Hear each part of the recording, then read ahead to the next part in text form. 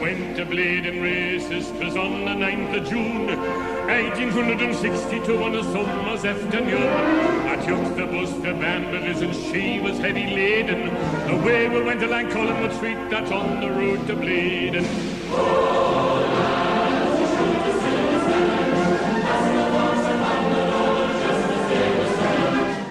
You're watching Toon Army TV. Please don't forget to like the video, subscribe to the channel. I am on the verge of 2,900 subscribers on YouTube. If I have reached 2,900 subscribers by the time this video has dropped, I just want to say thank you very much for all your continued support in making the channel what it is today. I am trying to get 3,000 subscribers by July at the latest, and that is only possible if you guys keep smashing that like button and smashing that subscribe button and keep offering your support, helping the channel to really progress as it is as of today.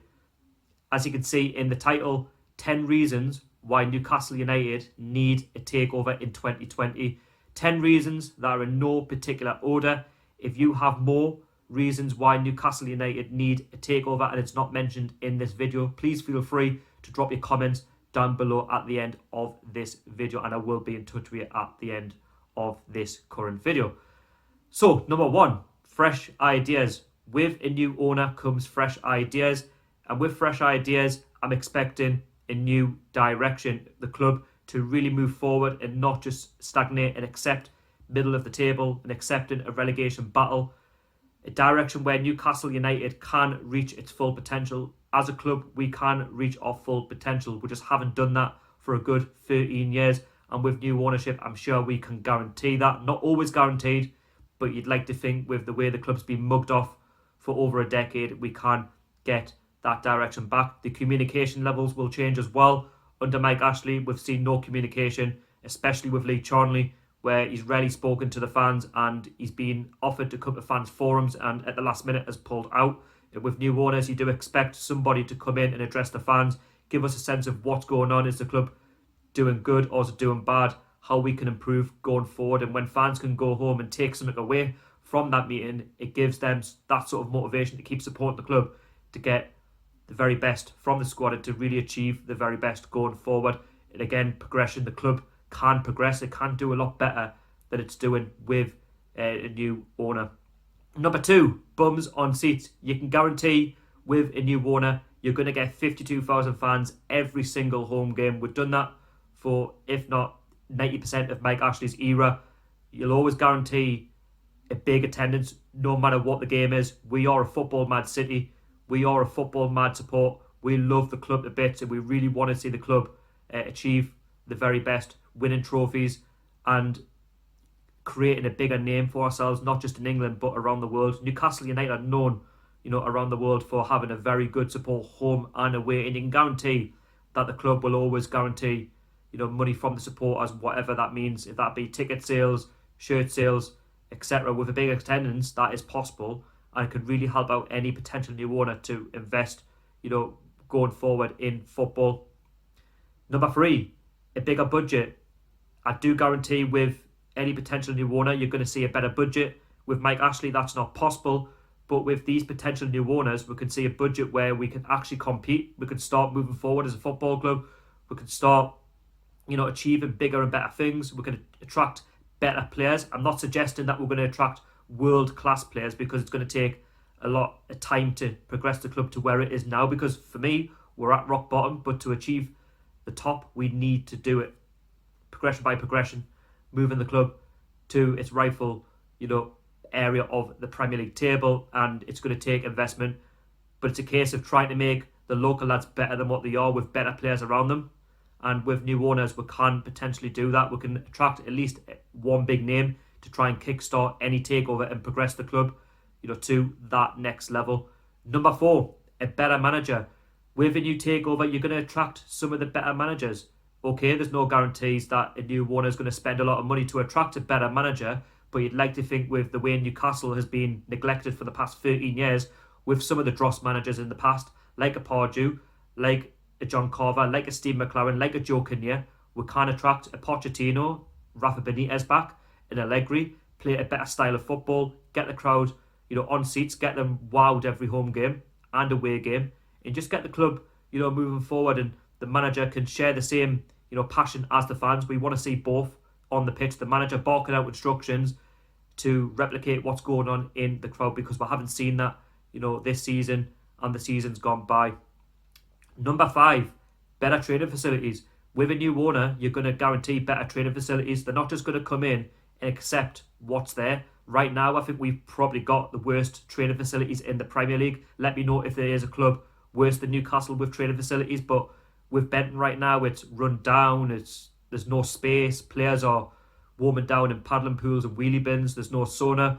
So how can players really progress to the next level? How can we see the best of what they can offer to the club? Well, we can't, because if they've not got the best training facilities, they're going to want to move on. They're going to want to go to a club where they can see progression. They can see the club moving in the direction that it wants to go in. And Newcastle can't do that unless we get the best training facilities. We can't attract the bigger players. And with new ownership, of course, if we can't do that at Benton, they're definitely going to want to move the training facility to an area of space where you can put plans in action, have better facilities, and players have got more space to work and do their training programs, and we then can attract the better players going forward. Number 6, a better kit manufacturer and a better shirt sponsorship. Like right now, we've got Puma and we've got Fun 88 as the sponsor. Now that is going to run out at the end of the season. We've only had Fun 88 as a shirt sponsor for the past 3 years to replace Wonga, but we've had Puma for the past 10 years. But with new owners, we can get a better shirt sponsor and a better kit manufacturer, like an Adidas, like a Nike, like a New Balance, for example, and achieve bigger and better things, go to that next level. I'm not saying Puma are awful, because they've got a good deal with Manchester City, but where's the effort going to go in? Is it going to be Manchester City or Newcastle United? Of course, it's going to be Manchester City. But Newcastle have had Adidas in the past for 15 years, where we really loved the famous three stripes. We bought the kits for a good 15 years, the training gear as well. And Puma for me have been okay. They've not been the worst. Have they really generated that much money for the club? Probably not. It's probably a cheap, tacky shirt sponsor, kit manufacturer. But listen, we could do a lot better. With a Nike, with an Adidas, with a New Balance, we could gain more revenue for the club to generate that into training facilities, into the stadium, into bringing in better players. And with new owners, they're going to want to do that. And it also creates that good relationship amongst the supporters and the club and owners themselves, with a better kit manufacturer and a better kit sponsorship for the shirt. Number 7, less fan restrictions. Fans can go to the games to feel that they can get behind the side without being questioned on why they've bought tickets to support Mike Ashley. Fans can go to the club shop and buy the latest home shirt without being questioned on why they've given money to Mike Ashley. Fans can go to 9 Bar and have a drink without being questioned why they've given money to Mike Ashley. There'll be less fan division and fans will be more united. Fans can go back and really help the club to reach its full potential and move the club forward without being questioned under the current regime. And with the new ownership, there'll be less pressure on everybody involved with the football club. Number 8, progression in the cup competitions. With new owners, they're going to want to progress in the FA Cup. They're going to want to progress in the League Cup. They're going to want to see European success. They're going to want to see the club win its first Premier League title. That is possible if there is a plan in action.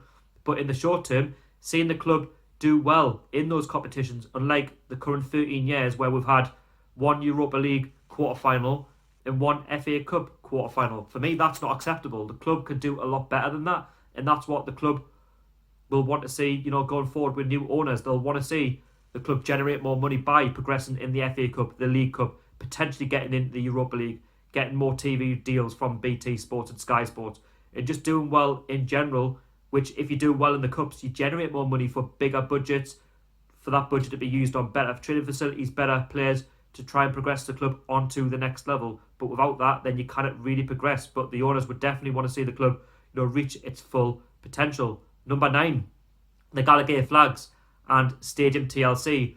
When the new owners come back, Gallowgate flags will be back. There'll be that buzz again where fans can really get behind the lads. They can really feel that excitement for the game. The fans can really push the players on to get over that line, to get 3 points for the club, and then to have a drink at the end and celebrate. The Gallowgate flags really big up the matchday atmosphere. if you see it on Match of the Day, if you see it anywhere else on TV, if you go live, you see that Gallowgate Flags has been a key part of the club's progression, a key part of the club's success. And without that, the stadium is dead. The club is pretty much dead on its knees. And with a new ownership, they'll definitely want to see the Gallowgate Flags come back to try and build that relationship with the owner and Gallowgate Flags and the fan base alone. Also, TLC, the players will want to see the stadium look a lot better so they can, wow the supporters. The stadium will need black and white seats. It'll need better lighting. It'll need better, catering facilities within the stadium. More work done outside the ground. Yes, there's been work done on the Milburn. I'll give Mike Ashley that. But for me, that's 13 years too late. There could be work done, around the stadium, on the east stand, the Leazes end, the Gallowgate end. There could be fan entertainment before the matches actually start to get the fans, up for the game. If you're a young supporter, more families getting involved, with a football club. There's a lot that needs to be done around the ground, not just general everyday work, but work that needs to be done on a match day itself to gain, that reputation moving forward. And last but not least, no more Mike Ashley. 13 years of utter dross. He will now have left. New owners can come in and take the club to the next level. And when there's no Mike Ashley, there will be fresh ideas, new direction, communication. There will be progression. There will be more bums on seats, a guaranteed 52,000 fans. There will be a bigger budget for the club to go and spend on players. There will be better managers coming in to progress the club to the next level. There will be better training facilities to move the club on to the next level, to see better players coming in and working with the very best of Newcastle United Football Club. There will be a better kit manufacturer, a better kit sponsorship where we could generate more money and gain a better budget and to take the club on to the next level. There will be less restrictions. Fans can really go on and support the club like it has done before Mike Ashley walked into the football club and destroyed that. The club will progress in the cups and guarantee that there will be a good FA Cup run, a good League Cup run, potentially Europa League, Champions League, hopefully one day lifting the Premier League title.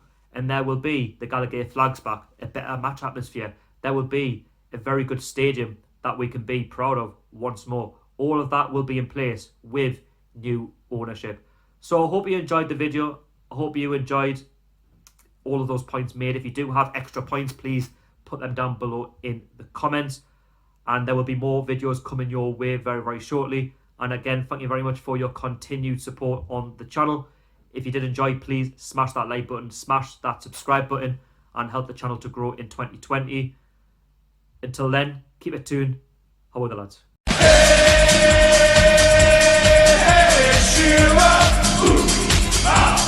I wanna know